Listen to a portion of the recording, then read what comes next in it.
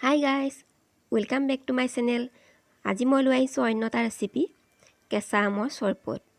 ইয়াৰ বাবে লৈছোঁ মই 2টা আম আৰু 2 কাপ চেনি, 2 চামুচ জিৰা গুড়ি, যিটো মই ঘৰতে বনাই লৈছোঁ জিৰা গুড়ি, কমকৈ, বেছি মিহি নাই কৰা, 2 চামুচ চফ গুটি আৰু কেইখিলামান পদিনাৰ পাত। প্ৰথমে এতিয়া মই আম 2টা কাটি ল'ম।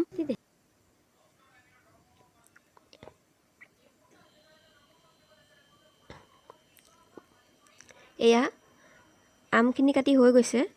এতিয়া মই এটা চচপেনত ঢালি ল'ম। ইয়াতে অলপ পানী দি, বেছি পানী নিদিওঁ, যাতে আমখিনি অলপ ডুব যায়, তাৰ জোখতহে পানীটো দিম। এয়া আমখিনি ডুব যোৱালৈকেহে দিছোঁ পানীটো, আৰু এতিয়া ইয়াক উতলাই ল'ম। এয়া আমাৰ আম উতলি গৈছে। এতিয়া মই এখন চেকনিত কাঢ়ি ল'ম।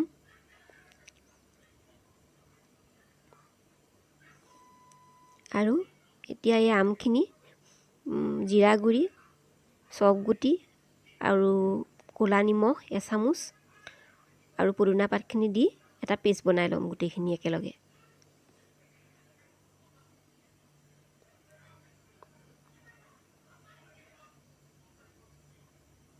পদিনা পাত দিছোঁ, চফ গুটিখিনি দিছোঁ। চফ গুটিখিনি মই তিয়াই লৈছোঁ, আৰু জিৰা পাউডাৰখিনি দিছোঁ, লগতে ক'লা নিমখ 1 চামুচ দিছোঁ।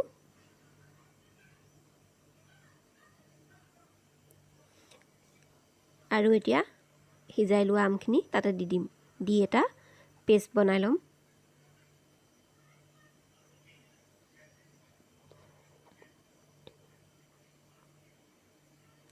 এয়া আমৰ পেষ্টখিনি বনাই হৈ গ'ল। এতিয়া মই চেনিৰ চিৰাপ বনাবলৈ পানী গৰম কৰিম। আমৰ পেষ্টখিনি ইমান এটা মিহি নহ'লে, কাৰণ মোৰ মিক্সাৰটো অকণমান প্ৰব্লেম এটা হ'ল, সেইকাৰণে স্মুথ পেষ্ট নহ'লেগৈ। এতিয়া চিৰাপখিনি বনাম। ইয়াতে মই 2 কাপ চেনি দিছোঁ। এতিয়া লাহে লাহে আমি চেনি পানীখিনি লৰাই থাকিম, যাতে 2টা হাতে চুলে মানে অলপ আঠা আঠি হয়, ইমানলৈকে আমি উতলাই থাকিম।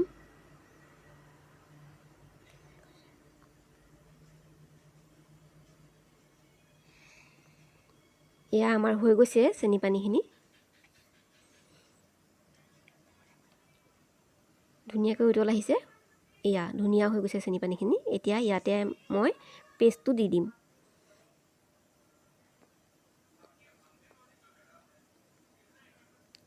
এতিয়া লাহে লাহে লৰাই থাকিম।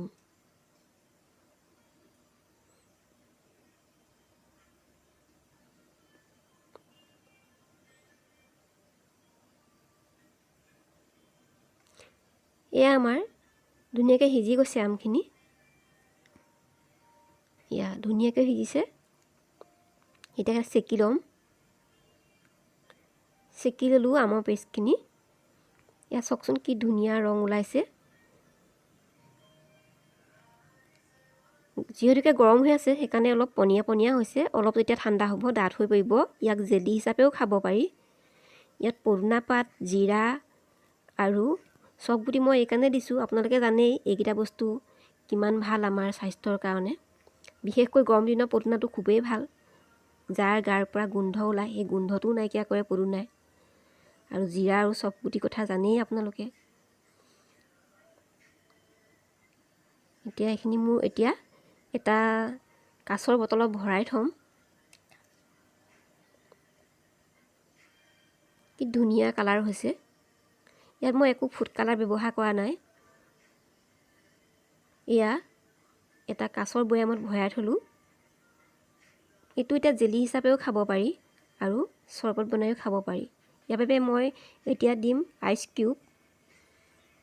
3টা আইচ কিউব দিছোঁ।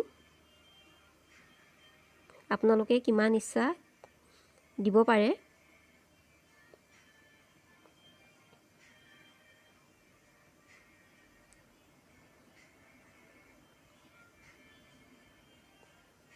ইয়াত মই এতিয়া 2 চামুচকৈ দি যাম। আপোনালোকে বেছিও দিব পাৰে, কিন্তু মোৰ গিলাচকেইটা অলপ ডাঙৰ, সেইকাৰণে মই 2 চামুচতকৈ বেছিকৈ দিম অলপ।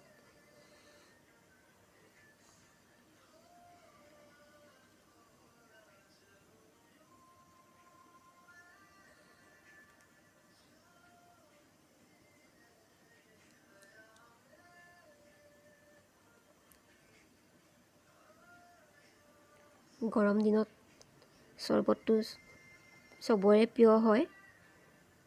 এতিয়া মই ইয়াতে পানী ঢালি দিম।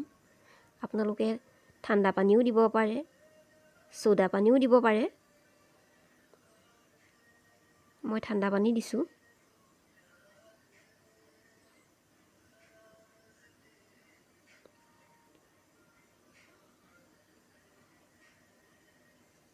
এতিয়া অলপ লৰাই দিম।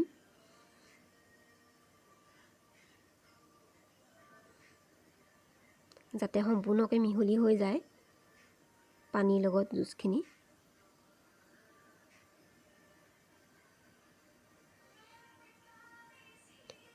ইয়াতে এতিয়া মই অলপ জিৰা গুড়ি দিম।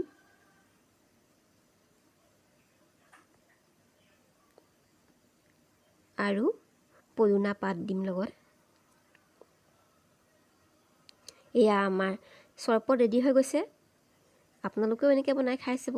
আৰু ভিডিঅ'টো যদি ভাল লাগিছে লাইক কৰিব, ছাবস্ক্ৰাইব কৰিব আৰু বেল আইকনটো টিপিবলৈ নাপাহৰিব। আৰু ভাল লাগিলে শ্বেয়াৰ কৰিব। ধন্যবাদ।